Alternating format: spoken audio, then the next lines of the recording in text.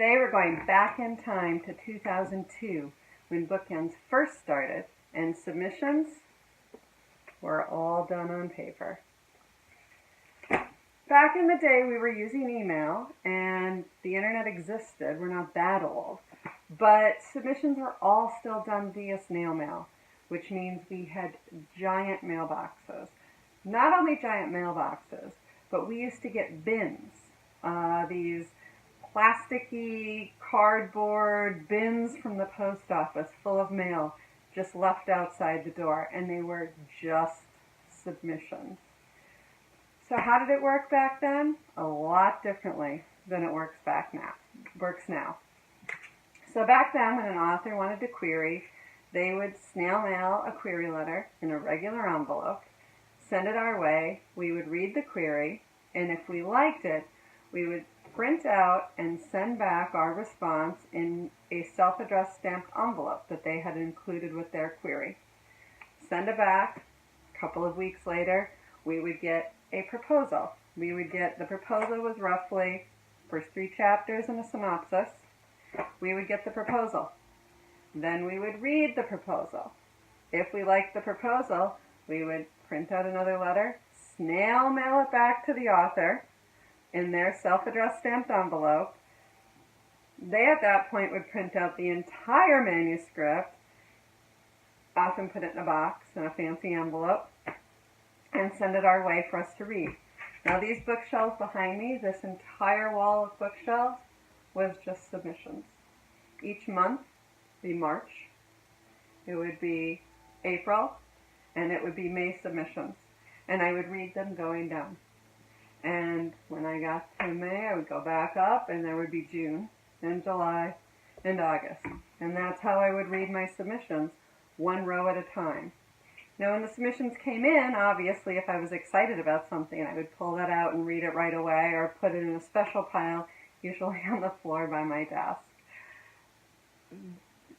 The difficulty that authors had, or the work they had to do to write a book and get submissions to us, was so much more intense than we have now, obviously, with email, and here at BookEnds we use Query Manager. It was definitely a different time. I remember when BookEnds switched to email queries. I think at first, if I remember correctly, we accepted queries, but still asked them to snail mail the material we wanted to read. It was before Kindle and things like that, and we didn't want to print out the manuscript, and we didn't want to be reading manuscripts on our computer all the time. So we would request via email, but still the snail mail process would happen. Over time, Kindle really saved everything. I do all my query reading on Kindle.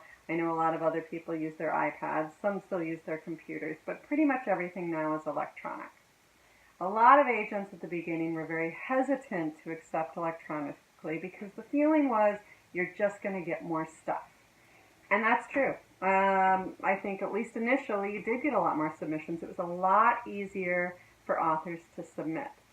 However, I think that along with that, it was a lot easier for authors to find information on what was expected of them, what a query letter would be like, and what to expect from the submission process.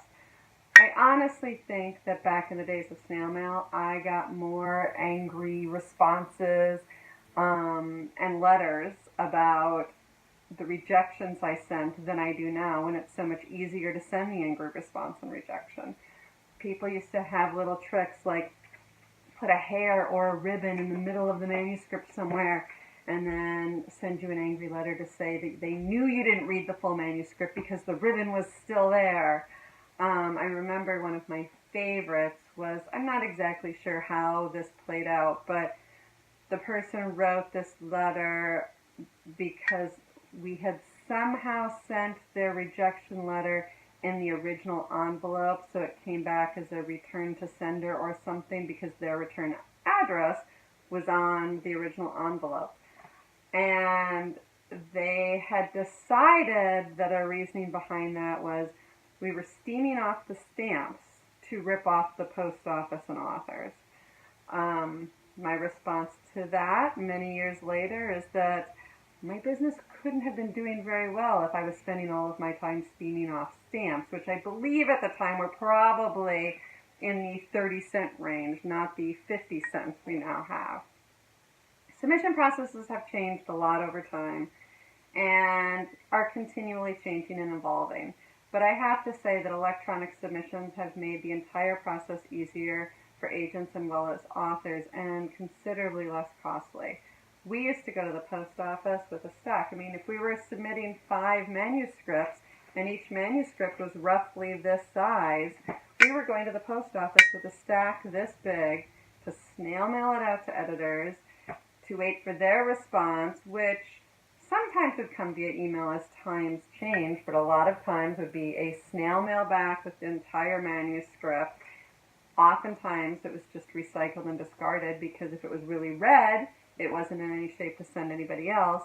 And if it wasn't read and we could send it to somebody else, well then things weren't probably going well for our submission. So that's a little step back in time to 2004, 2003, 2002, whatever you want, about how things used to work in publishing and how the submission process used to work for you authors. I hope you enjoyed. Come back later and we'll talk more about publishing. See ya.